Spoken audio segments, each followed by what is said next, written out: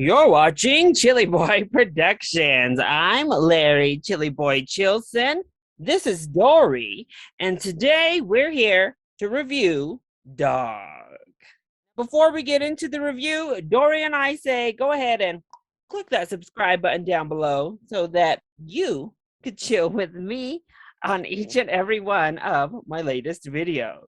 Dory here is a rescue herself. We got her when she was a year and a half old from a local rescue here, and it was the best decision ever. So she had to come and say hi for a little bit of this review for Dog. Dog is a 2022 family comedy directed by Channing Tatum and Reed Carolyn, also starring Channing Tatum. The film follows Army Ranger Briggs as he goes on a mission to bring Lulu to one of his fallen brother's funerals. But when Lulu turns out to be a little bit more than he bargained for, they end up on quite the road trip with plenty of hijinks along the way. This is my dog shirt, little animated dogs of sorts, and then, Reptar, duh. What can I say? I am an animal lover through and through. I'm a vegan, all the whole deal. I'm all about those animal rights. I donate to animal charities. It's a passion of mine. So I'm kind of a sucker for animal films by and large. And specifically, I'm a bit of a sucker for dog movies. What can I say? Particularly films in which the dog is actually a dog, where we don't hear them speaking, any of those super personified type of portrayals where it's about a real dog. And that seemed to be what Dog was about. The trailers looked cute enough, they looked endearing. Channing Tatum clearly had a passion for this project, being a co-director on it, and he seemed to be having fun. But then again, it was literally just titled Dog. What? That's a horrible title. But regardless, I was still excited and hopeful when it came to this film. And I have to say, I got exactly what I wanted out of it. I did end up being a sucker for Dog. So let's go ahead and talk about the positives first. Well, my big positive is Channing Tatum. He is really good in the film. He's so dang charismatic and charming, so likable. He gets to really play with some physical comedy that works well. He gets to really flex those comedic chops actually throughout. And the dog, Lulu, is endearing.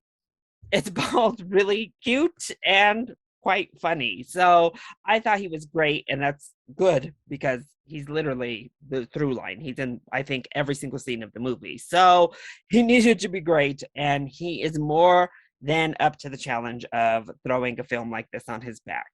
The film also doesn't work without Lulu, the dog. And one, she's adorable. She's so freaking cute, but also is able to put on quite the performance as this rebellious, out of control, traumatized dog. But it's impossible not to just fall in love with her. I don't know. For a dog lover, certainly it's impossible not to end up loving Lulu. But I think that their chemistry and that relationship that is going to be forming as we move throughout the film actually happened very organically. And I enjoyed that the film really paralleled the two of them and showed Lulu's worth basically to not only Channing Tatum's character, but her previous owner. And once again, just underlined dogs in general and just that special place they hold in our hearts as humans and the value that they bring to our lives. I thought they did a good job of underlining that just as a general subject, but really on traumatized soldiers who are right there, and dogs that are right there on the front lines, and how you kind of need each other, and how those experiences really create this path of empathy between the two.